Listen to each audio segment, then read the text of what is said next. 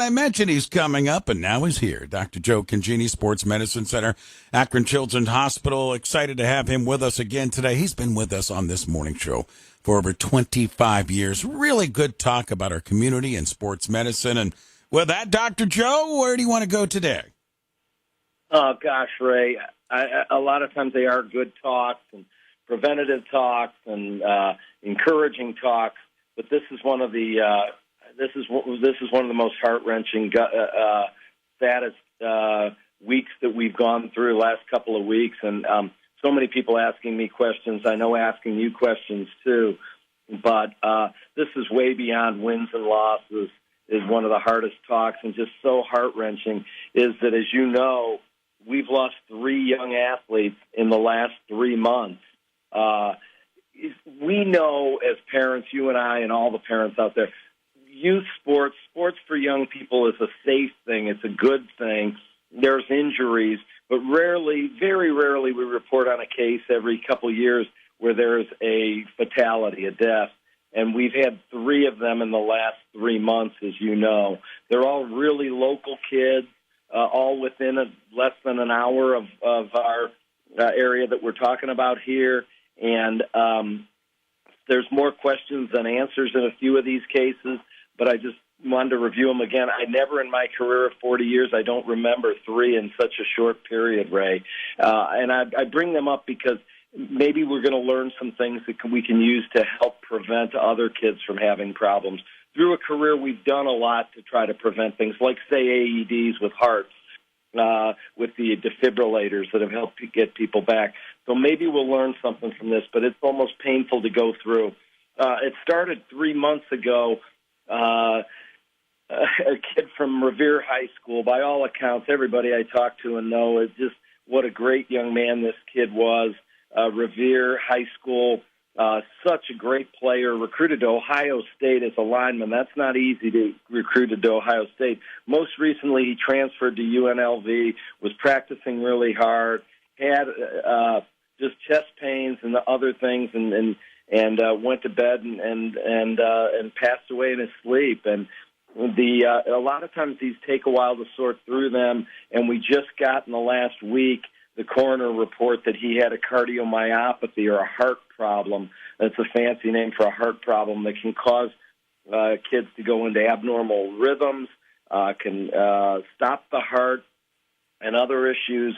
Cardiomyopathies and heart problems are the number 1 cause of sudden death in athletes. It's the 3 H's we talk about a lot: heart, head, and heat.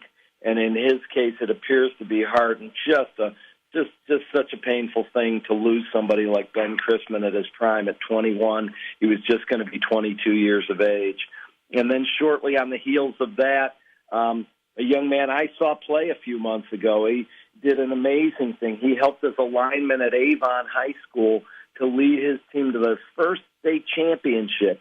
And so much joy in Avon when they won a state championship. You know, the best of the best players, and he is the best, great lineman and a great kid.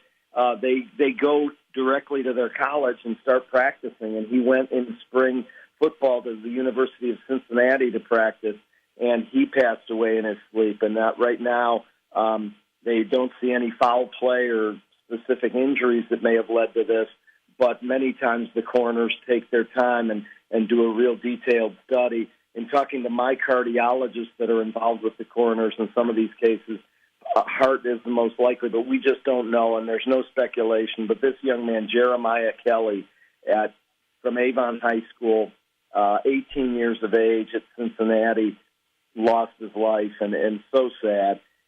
And then the third one was this week, and everybody, I think, has heard about this and scratching their head a little about a 16-year-old lacrosse player by the name of Dylan Veselik from Bay Village High School. He was playing right down the road over at Olmsted Falls High School, and by all accounts, and I read many accounts, nobody's quite sure what the cause is yet. Again, it will be studied, and if we learn from it, we'll talk more about it if it can help us with other kids. But he, all the accounts say that he took a ball, the lacrosse ball is pretty hard, took a ball that was thrown or shot the back of the head, and it hit him just below the helmet where the helmet line would be.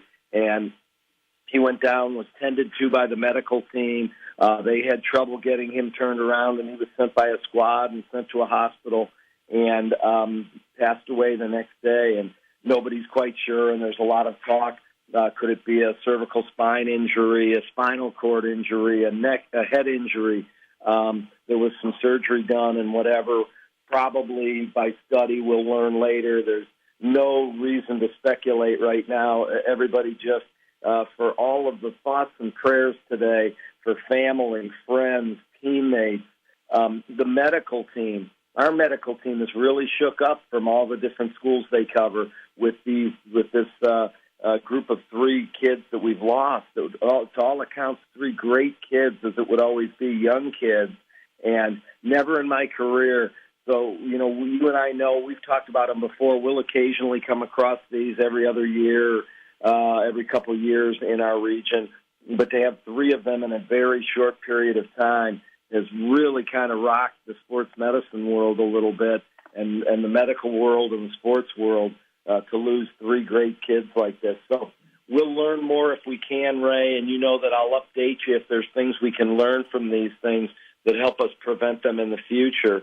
But I know that I think you've gotten a lot of questions on these. I've gotten a lot of questions on these 3, and just so sorry, and my thoughts and prayers are with the family. Yeah, it's really puzzling, certainly, in looking into all of those incidents, and the latest, as you mentioned, up in Bay Village, where they do have the protective helmets and everything, and unfortunately, from what I understand, that ball just happened to hit in the spot that was uncovered, and you heard Dr. Joe mention the injuries there and the ultimate. So, yeah, it's real sad, Joe. Yeah, it is, and I mean, I don't want anybody, I didn't want to do this as an alarmist kind of thing. We know that sports are pretty safe overall. Our kids play sports. There's so many good things to be gleaned from sports, and these are really rare things. Again, typically it's heart, head, or heat if we get into these issues. But they're rare, really rare, and there's so many good positives from sport.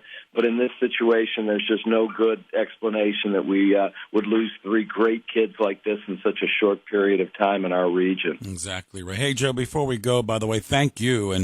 And I was doing this last night. I know because of your schedule, weren't able to join us, but we had a dinner last night for our 2 student athletes of the year, young Cameron Burr from Revere High School and also Andrew Noggle from Coventry High School were our male student athletes. And I know Akron Children's Hospital, along with NECA IBEW, great sponsors of ours. I made sure I thanked you and Children's Hospital last night for sponsoring this program from the get-go with us on WAKR. And we had a really nice dinner last night. And I just wanted to thank you and all of Akron Children's Hospital, from all of us here at WAKR, for your commitment. As you mentioned, young athletes, and we did it again this year. I know there's so many great stories, and thank you to WAKR for telling those stories for decades now. Literally, we've been at this for a long time, telling so many great stories. And there's so many great kids that are learning life's lessons. So thanks so much with what you do at WAKR, highlighting, spotlighting the good stories, and then on top of it, rewarding kids who have really done some great things. So thanks so much. We love the partnership with WAKR. Thanks, Ray. You got it. Thanks, Joe. Always appreciate the time. We'll do it again next week. Okay, take care. Dr. Joe Congini, Sports Medicine Center, Akron Children's Hospital, with us this morning.